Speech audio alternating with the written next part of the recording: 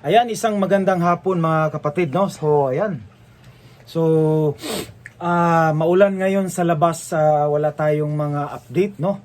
For sa mga projects, vlog sa labas kasi pag ulan, ayan, no, stop talaga. Kahit yung construction worker. Ayan, no, magandang hapon sa inyong lahat. Shout out sa inyong lahat, no? Dito sa Mindanao, sa Davao City, umulan, no? At talagang salamat naman sa Diyos, no, na umulan kasi paalagang maiibsan yung init, no, na ilang buwan na hindi nakaulan, no. May ulan man dito pero pakunti-konti lang, pero ngayong araw na to talagang street ang ulan, no, mula pa kagabi hanggang ngayon, isang araw na ngayon, April 30, no.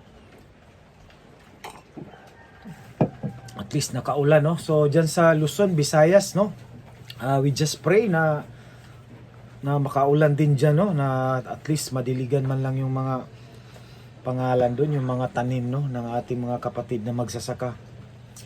But anyway mga kapatid, no, i-update natin itong infrastructure, no, flagship project, no. Actually nakapag-update tayo dito kahit dito lang tayo sa Davao City. Kahit hindi tayo makapag-travel pa muna sa mga nag-uumpisa pa tayo ngayon sa pag-vlog, no, sa pag-update. So at least hahanap tayo ng paraan. Nakapag-update tayo nito nung I think last 2 months ago, itong Pangilby Bridge, no, diyan sa may So ayan, no, ito i-vlog natin, i-update natin, gagawa natin ng para masubayan din natin itong flagship infrastructure project na ito, no. Itong sabi doon sa DPWH, no, yung completion niya ng Pangilby Bridge, no, ay now, no, nasa 89% according sa kanilang doon sa kanilang official, no. So ito ay part po nung Northern Mindanao, itong Pangilby Bridge. So kaya at saka yung research din natin, no, na this year, no, yung pinaka-completion dito.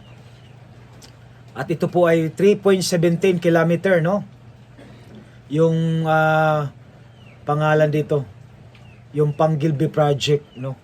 At ito po ay connecting po sa pangalan dito, connecting Tangub City, Misamis Occidental, and Tubod Lanao del Norte. So tatlong island pala, no, yung connect. So katulad dito sa Davao, Davao to Samal Island. Pero itong bridge na ito ay nasa tatlong lugar, no, connecting Tangub City, Misamis Occidental, and Tubod Lanao del Norte. So ayan, no, so at saka yun ang sabi ko kanina, yung completion targeted nila is to finish this 2024, no. Ayan. Pangilby Bridge is 320 meters long, no, yung taas talaga niya. 1,920 meter long approach per stress concrete girder. Ayan, no, concrete girder pala ito. Dito sa Davao City, yung bridge na ginamitan dito ng concrete girder ay yung Talumo, no, Matina Talumo Bridge sa Coastal Road. So usually kadalasan dito is yung yun pa lang ang first, no, kasi talagang mas mabilis yun, no. At saka yung dati naman na design, no, na paggagawa ng tulay, nilalaunching yung girder, no, ng isang crane. So at ito po ay may pylon, no, 1 and 2. So Northern Central Mindanao pala ito, no, ang Zamboanga may peninsula. So yan, no. Kung pag-uusapan naman natin itong Roro Bisel, no, nasa 2 hours and 2.5 loading and unloading. Naku, napakataas, no. So dito sa Davao Samal, yun talagang I think umabot din ng 1 hour yata, no. Correct if I'm wrong. Pero pag natapos yung bridge na yan, nasa 3 minutes na lang siguro yung biyahe. Okay? So, but ito, pag natapos itong Panggilby Bridge project, no? Nasa 7 minutes na lang yung inter-island, no? Yung connectivity niya, mga kapatid, no? So, at ang design and build contractor nito, yung alam naman natin itong Korea ang nakapagkontrata nito, no? Ang tawag sa ilang kanilang kontraktor ay Namkwang Engineering and Construction Corporation. At saka may joint venture pa sila, no? So with Kukdong Engineering. At the same time, mayroon silang consultant, no? Yushin Engineering. Dalawa yung consultant nila, no? Yushin Engineering, Pyonghwa. Napakahirap nila. Pyonghwa, no? Engineering, yan. Dalawa, kaya pala napakabilis, no, ng project ng bridge na ito, no? Kasi dalawang kahit nagtutulong-tulungan sila, no? Dalawang may talagang pinaka main contractor. So mayroon din na nagig-joint venture sa kanila. So may consultant pa, so talagang napakabilis. I think itong project na ito, correct if I'm wrong, ilang years ito sa mga nakakaalam dyan, no? Just comment below down. I think 2023 ko pa lang na ito nakita sa DPWH nung in-announce nila at saka ngayong this year 2024. Iwan ko lang nung 2022, wala akong noon. Paki-comment po kung kailan ba ito nasimula, no? Itong pangalan dito, itong Panggilby Bridge. Ayan. At saka din tayo, magre-research tayo kung kailan talaga ito nagsimula, yung pinaka-construction niya, yung pinaka-umpisa niya.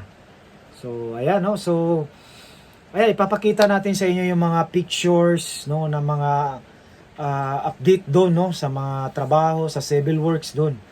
Ayan, no? So hanggang dito na lang tayo. And maraming salamat. And don't forget to subscribe, mga kapatid. And like and share, no? And don't skip ads sa para matulungan natin yung YouTube channel natin. And talagang malaking tulong yun, no? So lalo na sa ating mga bago, don't forget also to notify and hit the bell para updated po kayo lagi pag every time, no, pag mayroon tayong mga upload, no, ng mga infrastructure projects, flagship, no. Ayan, no. So maraming salamat. God bless you all. Ayan, panoorin natin yung mga pictures diyan, yan, no. Yan, nakita natin, no. Kunti na lang talaga, na mapag-abot na lang talaga yung ayan, no, nung binisita yan ng DPWH. Ayan, no, nakikita natin yun ang mga update nila. Last, I think, February na update nila. So, na ngayon? April. So, by March, April, talagang, iba na naman din yung update, no? So, abangan natin yung pagkatapos nitong project na ito. Talagang, malaking tulong din ito sa mga taga doon, no? Diyan part sa, Northern and Central Mindanao, no? And dyan sa may Zamboanga Peninsula, lalo na dyan sa mga taga Tangub City, Misamis Occidental and Tubod-Lanao del Norte. Ayan, no? So maraming salamat once again, no, sa panonood.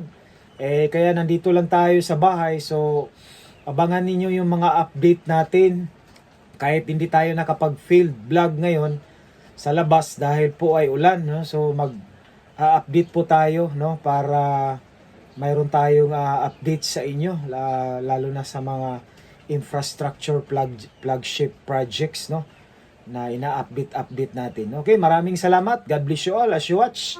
Bye-bye.